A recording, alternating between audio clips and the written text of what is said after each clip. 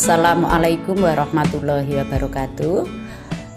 Salam dan bahagia. Bapak Ibu Guru, mari kita mengenal istilah-istilah dalam kurikulum Merdeka.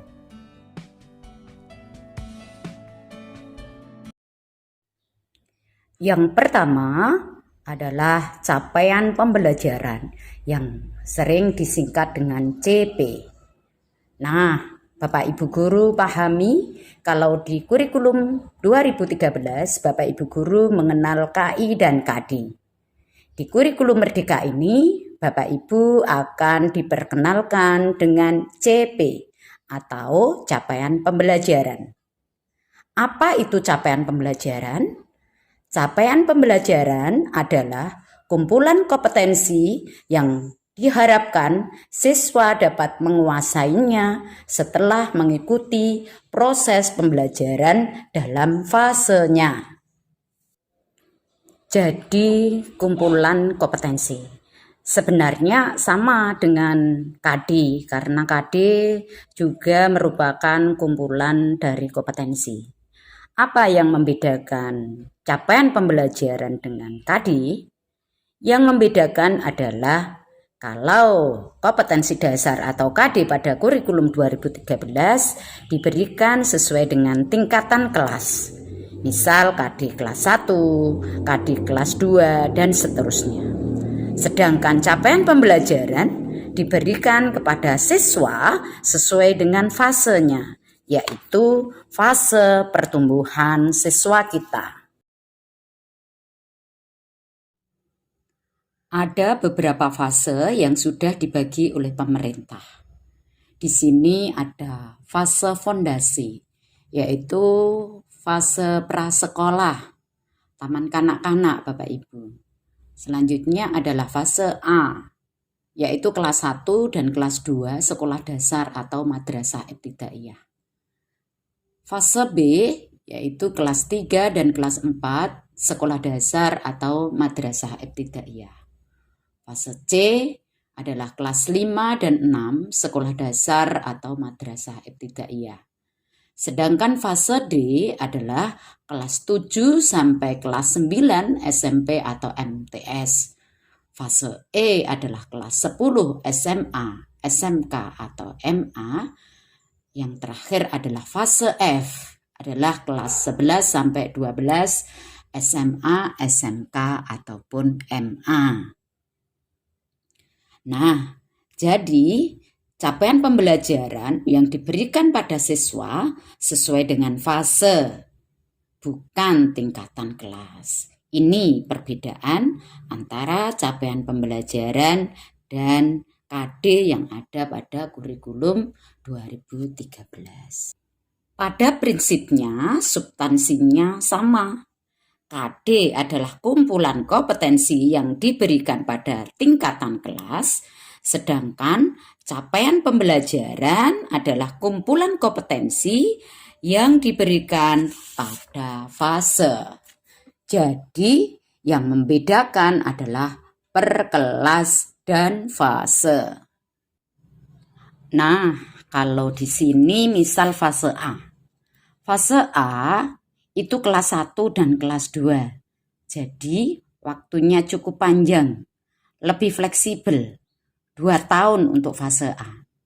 Jadi pada fase A dalam pembelajaran tertentu jangka waktunya 2 tahun. Jadi lebih fleksibel Bapak Ibu dalam mengolah kompetensi-kompetensi yang diberikan kepada siswa, tidak dibatasi oleh kelas seperti pada kurikulum 2013. Capaian pembelajaran ini dirumuskan oleh pusat Bapak Ibu. Jadi Bapak Ibu Guru cukup menerjemahkan, tidak perlu membuat capaian pembelajarannya.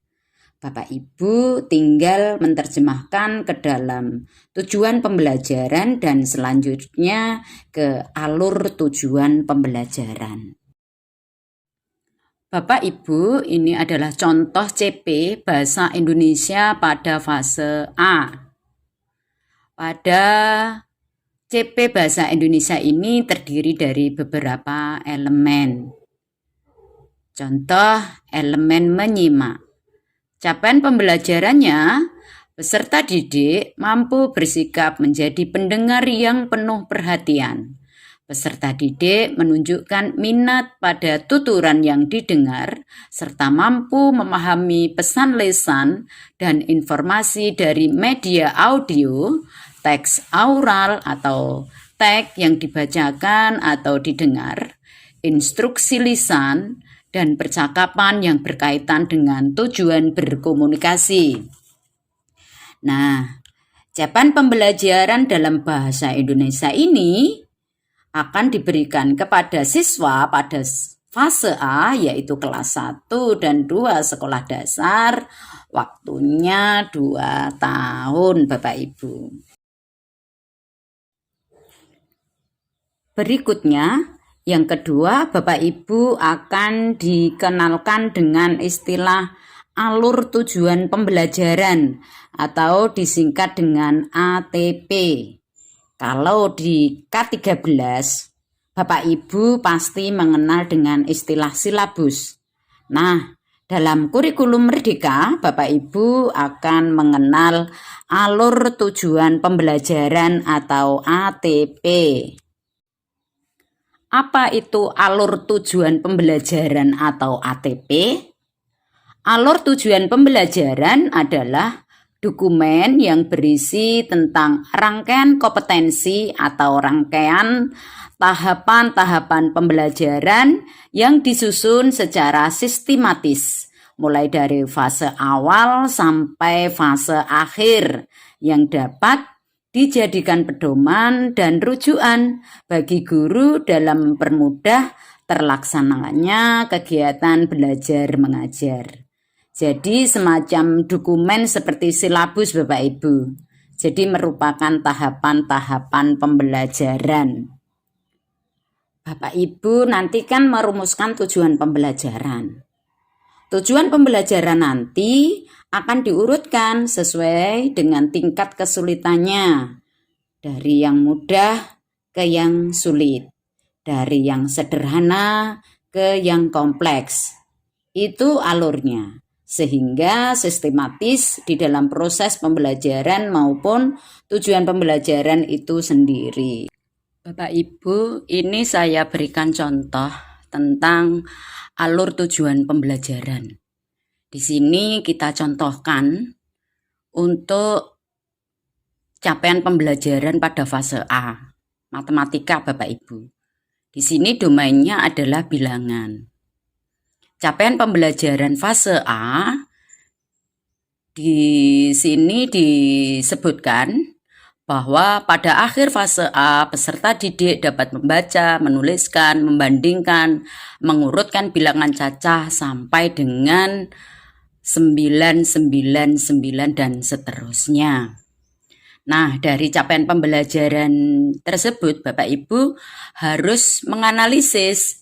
Karena fase itu nanti untuk fase A itu akan ditempuh selama 2 tahun, maka harus kita analisis mana nanti yang cocok untuk kelas 1 dan mana yang mau kita berikan pada saat di kelas 2. Sehingga nanti akan terbentuk tujuan pembelajarannya Bapak Ibu. Jadi pada tujuan pembelajarannya kita sudah membagi mana materi yang akan kita berikan pada kelas 1 dan mana yang kita berikan pada kelas 2. Nah, ini saya contohkan format alur tujuan pembelajaran. Namun ini tidak baku Bapak Ibu, untuk format alur tujuan pembelajaran itu sesuai dengan apa yang dirasa Bapak Ibu nyaman sehingga dalam menyampaikan pembelajaran nanti, karena alur tujuan pembelajaran itu sebagai acuan, kita akan lebih mudah dalam menggunakannya. Ini saya contohkan di sini capaian berdasarkan domain matematika, tadi bilangan. Di sini pada akhir kelas 1 peserta didik dapat mengurutkan bilangan cacah sampai angka 99, membandingkan lebih besar atau lebih kecil, serta menghitung hasil penjumlahan dan mengurangkan dengan cara membilang dan menyelesaikan masalah. Nah, di sini kita tadi kan sudah milah-milahkan mana capaian pembelajaran yang kita berikan pada kelas 1 dan capaian pembelajaran yang kita berikan pada kelas 2. Untuk tujuan pembelajarannya pada kelas 1 ini peserta didik dapat 1.9 sampai 1.16 ini Bapak Ibu. Selanjutnya kolom selanjutnya perkiraan alokasi waktu. Jadi ini untuk domain bilangan itu diberi waktu selama 36 JP. Terus selanjutnya topik atau kontennya. Kontennya apa saja? Di sini ada beberapa konten. Mulai dari konten pertama sampai ke bawah itu yang kita akan berikan atau materi-materi yang akan kita berikan pada fase A di kelas 1. Sedangkan untuk kolom terakhir bisa Bapak Ibu isi dengan profil pelajar Pancasila. Untuk bilangan ini, profil pelajar Pancasila yang dikehendaki oleh Bapak Ibu, nilai yang mana? Contohnya di sini nilai mandiri, nilai bernalar kritis. Ini Bapak Ibu, mungkin yang membedakan alur tujuan pembelajaran dengan silabus yang dulu pada kurikulum 2013, kalau pada silabus itu ada indikator berapa dan lain sebagainya. Kalau di sini seperti ini sudah cukup Bapak Ibu. Jadi sudah mewakili apa yang mau kita gunakan sebagai acuan dalam mengajar. Selanjutnya dalam kurikulum Merdeka, Bapak Ibu juga akan diperkenalkan tentang modul ajar atau disingkat dengan MA. Nah, modul yang dimaksud dalam kurikulum Merdeka ini tidak seperti modul yang Bapak Ibu ketahui sebelumnya. Modul ajar yang dimaksud dalam kurikulum Merdeka adalah rencana pembelajaran Bapak Ibu. Jadi rangkaian pembelajaran kita yang akan kita berikan kepada siswa kita. Kalau dalam kurikulum 2013 kita kenal atau kita disebut dengan RPP. Jadi modul ajar dalam kurikulum Merdeka itu sama dengan RPP pada kurikulum 2013. Jadi modul ajar itu tidak lebih merupakan dari kumpulan rencana atau rangkaian rencana pembelajaran yang akan kita berikan kepada siswa kita. Di dalam komponen modul ajar itu ada informasi umum yang terdiri dari identitas penulis modul, kompetensi awal, profil pelajar Pancasila, sarana dan prasarana, target peserta didik, metode pembelajaran yang digunakan. Selanjutnya ada komponen inti Bapak Ibu. Pada komponen inti ini terdiri dari tujuan pembelajaran, asesmen, pemahaman bermakna, pertanyaan pemantik, kegiatan pembelajaran, refleksi, peserta didik, dan pendidik. Selanjutnya ada lampiran. Pada lampiran ini bisa terdiri dari lembar kerja peserta didik, pengayaan dan remedial, bahan bacaan pendidik dan peserta didik, glosarium, serta daftar pustaka. Ini Bapak Ibu komponen pada modul ajar. Jadi kalau kita bandingkan dengan RPP, modul ajar ini merupakan perencanaan yang sangat lengkap Bapak Ibu. Mungkin komponen modul ajar ini tidak ada pada RPP yang pernah kita buat pada kurikulum 2013. Tapi fungsinya sama Bapak Ibu sebagai rencana pembelajaran kita yang akan kita berikan pada siswa kita. Namun modul ajar lebih lengkap dibanding dengan RPP yang pernah kita buat. Berikutnya, Bapak Ibu dalam kurikulum Merdeka akan mengenal PPP, 3P Bapak Ibu, Profil Pelajar Pancasila. Pada kurikulum 2013 kita kenal dengan PPK, Penguatan Pendidikan Karakter. Sebenarnya mirip-mirip Bapak Ibu, substansinya sama sebagai nilai karakter peserta didik kita yang mencerminkan karakter-karakter yang sesuai dengan Pancasila. Karena negara kita adalah negara yang mempunyai filosofi Pancasila. Nilai-nilai yang ada pada profil pelajar Pancasila antara lain beriman dan bertakwa kepada Tuhan Yang Maha Esa dan berakhlak mulia. Selanjutnya, nilai mandiri, bergotong royong, berkebinekaan global, bernalar kritis, dan kreatif. Itu nilai-nilai secara umum Bapak Ibu. Mungkin akan lebih terinci lagi sesuai dengan indikator-indikator yang ada dalam nilai-nilai tersebut. Selanjutnya, pada kurikulum Merdeka, Bapak Ibu juga akan dikenalkan dengan istilah KOSP. Apa itu KOSP? Yaitu Kurikulum Operasional Satuan Pendidikan. Kalau dalam kurikulum 2013 kita mengenal KTSP, Kurikulum Tingkat Satuan Pendidikan. Isinya sama Bapak Ibu, fungsinya juga sama.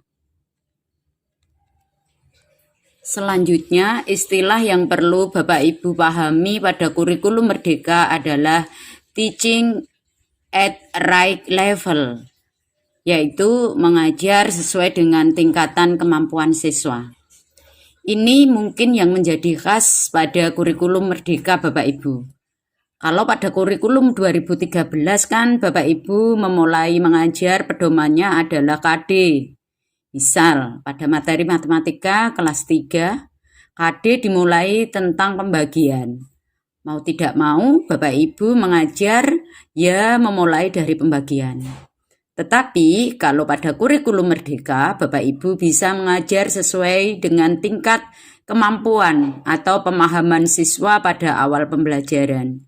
Misal, di kelas 3 tadi, di awal belum bisa berhitung, ya diajar berhitung dulu, baru selanjutnya ke materi pembagian. Bapak Ibu guru juga akan mengenal pembelajaran berdiferensiasi. Apa itu pembelajaran berdiferensiasi? Pembelajaran berdiferensiasi adalah pembelajaran yang mengakomodir seluruh kebutuhan belajar siswa. Demikian Bapak Ibu istilah-istilah yang perlu Bapak Ibu ketahui dan Bapak Ibu pahami dalam kurikulum Merdeka. Sehingga Bapak Ibu akan lebih familiar dengan apa yang ada pada kurikulum Merdeka. Wassalamualaikum warahmatullahi wabarakatuh.